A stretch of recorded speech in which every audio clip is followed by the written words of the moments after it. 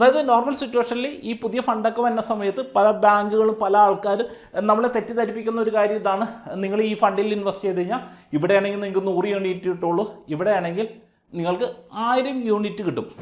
പക്ഷേ എങ്ങനെ ഈ പണം ഉണ്ടായി? ഇവരെ വല്ല കള്ളക്കടത്ത് നടത്തിയാണോ അല്ലെങ്കിൽ വേറെ എന്തെങ്കിലും തരികിട ചെയ്താണോ എങ്ങനെയെന്നറിയാൻ പാടില്ല. ഇവിടെ ഭയങ്കര കൂമ്പാരം പോലെ പണമുണ്ട്.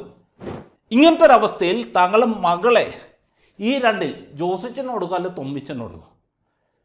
നോർമൽ സിറ്റുവേഷനിൽ ഒരു 99% മാതാപിതാക്കളും പ്രിയ സുഹൃത്തുക്കളെ, നിരവധി വ്യക്തികൾ ധരിച്ചിരിക്കുന്ന ഒരു കാര്യം, ഒരു പുതിയൊരു ഫണ്ടെല്ലാം വരുന്ന സമയത്ത് 10 രൂപ യൂണിറ്റ് കിട്ടും. അപ്പോൾ 10 രൂപ യൂണിറ്റ് കിട്ടുമെന്ന് പറഞ്ഞു കഴിഞ്ഞാൽ ഞാൻ തുക നിക്ഷേപിക്കുന്ന സമയത്ത് എനിക്ക് കൂടുതൽ യൂണിറ്റ് കിട്ടും, അതുകൊണ്ട് എനിക്ക് വലിയ ലാഭം കിട്ടുന്നുണ്ട് എന്നാണ് പല ആൾക്കാരും വിചാരിച്ചുകൊണ്ടിരിക്കുന്നത്. എന്താണ് യാഥാർത്ഥ്യം എന്നതിനെക്കുറിച്ചുള്ള ഒരു അനലൈസിംഗ് ആണ് ഇന്നേ ദിവസം ഈ വീഡിയോയിലൂടെ നമ്മൾ ചെയ്യാൻ പോകുന്നത്. അതുകൊണ്ട് തന്നെ ഈ വീഡിയോ താങ്കൾ പൂർണ്ണമായിട്ട് കാണുക. ഉപകാരപ്രദമാണെങ്കിൽ താങ്കളുടെ എല്ലാ സുഹൃത്തുക്കൾക്കും ഷെയർ ചെയ്യുക.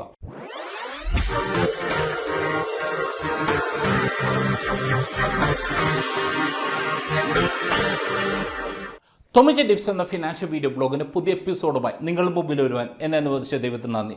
ഇന്നേ ദിവസം ഈ 10 രൂപക്ക്, അതായത് കുറഞ്ഞ വിലയിൽ യൂണിറ്റ് കിട്ടിയതുകൊണ്ട് ഇപ്പോൾ മ്യൂച്വൽ ഫണ്ടിൽ നമുക്ക് എന്തെങ്കിലും ഒരു എക്സ്ട്രാ ബെനിഫിറ്റ് ഉണ്ടോ എന്നതിനെക്കുറിച്ചാണ് നമ്മൾ അനലൈസ് ചെയ്യാൻ പോകുന്നത്. ഇവിടെ ഇപ്പോൾ സപ്പോസ് ഇപ്പോൾ ഒരു 10,000 രൂപ നിക്ഷേപിക്കുന്ന ഒരു വ്യക്തിയാണ് എന്ന് വിചാരിക്കാം.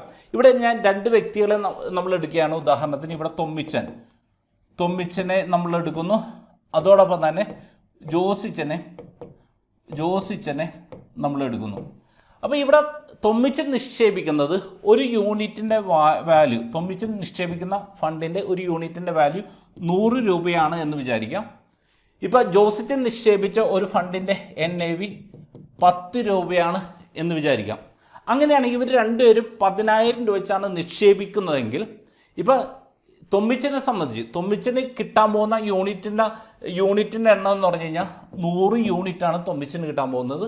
ജോസിച്ചനാണെങ്കിൽ 1000 യൂണിറ്റ് കിട്ടും. അതായത് നോർമൽ സിറ്റുവേഷനിൽ ഈ പുതിയ ഫണ്ടൊക്കെ വരുന്ന സമയത്ത് പല ബാങ്കുകളും പല ആൾക്കാരും നമ്മളെ തെറ്റിദ്ധരിപ്പിക്കുന്ന ഒരു കാര്യം ഇതാണ്, നിങ്ങൾ ഈ ഫണ്ടിൽ ഇൻവെസ്റ്റ് ചെയ്ത് കഴിഞ്ഞാൽ ഇവിടെയാണെങ്കിൽ നിങ്ങൾക്ക് 100 യൂണിറ്റ് കിട്ടുള്ളൂ, ഇവിടെയാണെങ്കിൽ നിങ്ങൾക്ക് 1000 യൂണിറ്റ് കിട്ടും. ഇവർ പറഞ്ഞത് ശരി തന്നെയാണ്, ഇവിടെ കൂടുതൽ യൂണിറ്റ് നമുക്ക് കിട്ടുന്നുണ്ട്. എന്നാൽ ഈ യൂണിറ്റ് കിട്ടിയതുകൊണ്ട് എന്തെങ്കിലും ഒരു എക്സ്ട്രാ ബെനിഫിറ്റ് ഉണ്ടോ എന്നാണ് നമ്മൾ അനലൈസ് ചെയ്യാൻ പോകുന്നത്. ഇപ്പോൾ സപ്പോസ് ഇവിടെ ഇപ്പോൾ ഒരു 10 ഇൻവെസ്റ്റേഴ്സ് ഉണ്ട് എന്ന് വിചാരിക്കുക, ടോട്ടൽ 10 ഇൻവെസ്റ്റേഴ്സ്. അങ്ങനെയാണെങ്കിൽ മൊത്തം എമൗണ്ട് വരുന്നത് ഈ 1,00,000 രൂപയാണ്. ഈ 1,00,000 രൂപയും ഈ കമ്പനികൾ, അതായത് ഈ ഫണ്ടിലൂടെ കളക്ട് ചെയ്യുന്ന തുക മ്യൂച്വൽ ഫണ്ട് കമ്പനി എന്താ ചെയ്യുന്നത്, പല കമ്പനികളിലേക്ക് ഡൈവേഴ്സിഫൈ ചെയ്ത് ഇൻവെസ്റ്റ് ചെയ്യും. അതായത് ഈ 1,00,000 രൂപയിൽ ഇപ്പോൾ സപ്പോസ് A എന്ന് പറഞ്ഞൊരു കമ്പനിയിൽ 10% ഇൻവെസ്റ്റ് ചെയ്തു, B എന്ന് പറഞ്ഞ കമ്പനിയിൽ 10% ഇൻവെസ്റ്റ് ചെയ്തു, C എന്ന് പറഞ്ഞൊരു കമ്പനിയിൽ 10% ഇൻവെസ്റ്റ് ചെയ്തു, D എന്ന് പറഞ്ഞൊരു കമ്പനിയിൽ 10% ഇൻവെസ്റ്റ് ചെയ്തു. ഇങ്ങനെ 10 കമ്പനിയിൽ 10% വെച്ച് ഈ 2 ഫണ്ടുകളും ഇൻവെസ്റ്റ് ചെയ്തു. അതായത് സെയിം കമ്പനിയിൽ തന്നെ 10% ഇൻവെസ്റ്റ് ചെയ്തു എന്ന് വിചാരിക്കാം. അങ്ങനെയാണെങ്കിൽ ഈ എല്ലാ കമ്പനികളും കൂടി കൂട്ടി ഇപ്പോൾ സപ്പോസ് ഈ ഒരു വർഷം 10% ഗ്രോ ചെയ്തു എന്ന് വിചാരിക്കാം. 10% ഗ്രോ ചെയ്തു. അപ്പോൾ അങ്ങനെയാണെങ്കിൽ ഇവിടെ എന്താണ് സംഭവിക്കാൻ പോകുന്നത്? ഇവിടെ ഇപ്പോൾ 100 രൂപയാണ് ഒരു യൂണിറ്റിൻ്റെ വില. ഈ 100 രൂപയുടെ 10% എന്ന് പറഞ്ഞു കഴിഞ്ഞാൽ നമുക്കറിയാം 10 രൂപയാണ്. അപ്പോൾ യൂണിറ്റിൻ്റെ വാല്യൂ എത്രയായി? 110 രൂപ. ഇവിടെ 110 രൂപ. ഇനി ഇവിടെ NAV 10 രൂപയാണ്. ഇതിന് 10% എന്ന് പറഞ്ഞു കഴിഞ്ഞാൽ ഇതിൻ്റെ യൂണിറ്റിൻ്റെ വാല്യൂ 11 രൂപയായി. അതായത് ഇവിടെ 110 രൂപയായി, ഇവിടെ 11 രൂപയായി. 10% ചേഞ്ച് ചെയ്ത്. ഇനി ഇവിടെ നമ്മൾ നോക്കിക്കഴിഞ്ഞ് കഴിഞ്ഞാൽ ഇപ്പോൾ വാല്യുവേഷനാണ് നമ്മൾ എടുക്കാൻ പോകുന്നത്. ഇപ്പോൾ വാല്യുവേഷൻ നോക്കുന്ന സമയത്ത് ഇവിടെ നമ്മുടെ കയ്യിൽ 100 യൂണിറ്റ് ഉണ്ട്. 100 × 110, അതായത് 11,000 രൂപ. ഇനി ഇവിടെ നമുക്ക് 1000 യൂണിറ്റ് ഉണ്ട്. 1000 × 11, ഇവിടെ നമുക്ക് കിട്ടുന്നത് 11,000 രൂപ തന്നെ. ഈ കുറഞ്ഞ വിലയിൽ ഒരു യൂണിറ്റ് കിട്ടിയതുകൊണ്ട് ഇവിടെ നമുക്ക് എന്തെങ്കിലും ഒരു ബെനിഫിറ്റ് കിട്ടിയ? ഒരു ബെനിഫിറ്റും കിട്ടിയിട്ടില്ല. അത് നമ്മൾ നോർമൽ സിറ്റുവേഷനിൽ ഈ പറഞ്ഞ ആ പുതിയ ഫണ്ടൊക്കെ വരുന്ന സമയത്ത് നമ്മളൊരു മിസ്ലീഡിങ്, അതായത് നിങ്ങൾക്ക് കൂടുതൽ യൂണിറ്റ് കിട്ടുമെന്ന് പറഞ്ഞ് മിസ്ലീഡിങ് ചെയ്യുകയാണ് നോർമൽ സിറ്റുവേഷനിൽ സംഭവിക്കുന്നത്.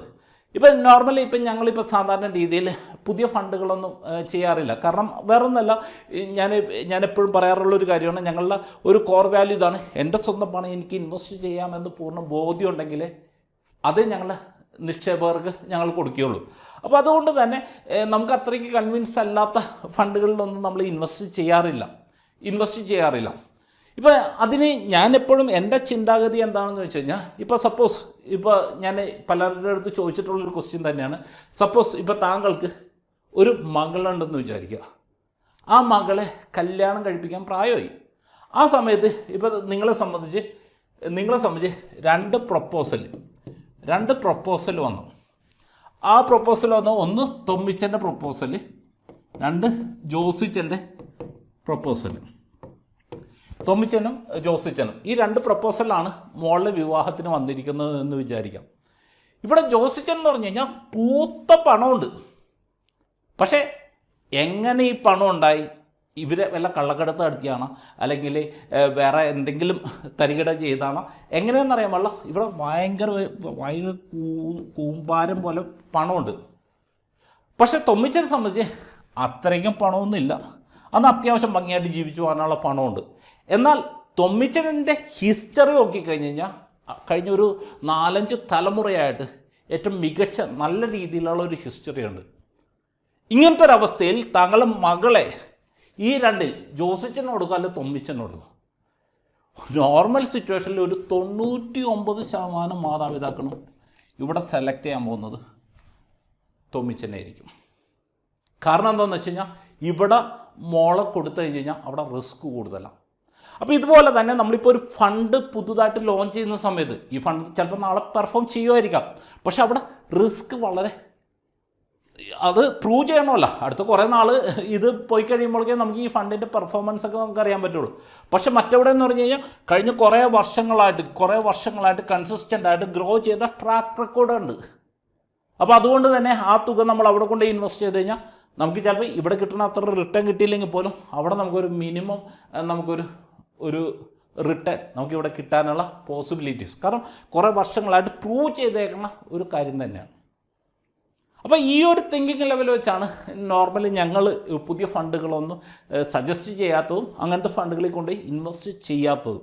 അതുകൊണ്ട് ഞാൻ നിങ്ങളുടെ അടുത്ത് പറയുന്നൊരു കാര്യം എന്താണെന്ന് വെച്ച് കഴിഞ്ഞാൽ, ഈ 10 രൂപക്ക് യൂണിറ്റ് കിട്ടിയതുകൊണ്ട് പ്രത്യേകിച്ച് ഒരു അഡ്വാൻറ്റേജും ഇല്ല. ഞാനൊരു കാര്യം കൊണ്ട് ജസ്റ്റ് ഒന്ന് പറയാം. ഇപ്പോൾ സപ്പോസ് ഇപ്പോൾ എ എന്ന് പറഞ്ഞ ഫണ്ട് ഇപ്പോൾ 2000 10 രൂപക്ക് തുടങ്ങി, ബി എന്ന് പറഞ്ഞ ഫണ്ട് ഇപ്പോൾ 2000 തന്നെ 10 രൂപക്ക് തുടങ്ങി. ഇന്നിപ്പോൾ 2024 ആയപ്പോഴേക്കും എ എന്ന് പറഞ്ഞ ഫണ്ട് 1000 രൂപയും NAV ഒരു യൂണിറ്റിൻ്റെ വാല്യൂ 1000 രൂപയും, ബി എന്ന് പറഞ്ഞ ഫണ്ട് 100 രൂപയാണ് എന്ന് വിചാരിച്ചു. ഇവിടെ ഇപ്പോൾ ഇതിന് യൂണിറ്റിൻ്റെ വാല്യൂ കുറവാണെന്ന് പറഞ്ഞ് നിങ്ങൾ ഇവിടെ ആയിരിക്കും ഇൻവെസ്റ്റ് ചെയ്യാൻ പോകുന്നത്? അല്ല. കാരണം ഈ 10 രൂപ 1000 രൂപയായിട്ട് മാറിയിട്ടുണ്ടെങ്കിൽ അതിനർത്ഥം ഈ ഫണ്ടിനേക്കാൾ ബെറ്ററായിട്ട്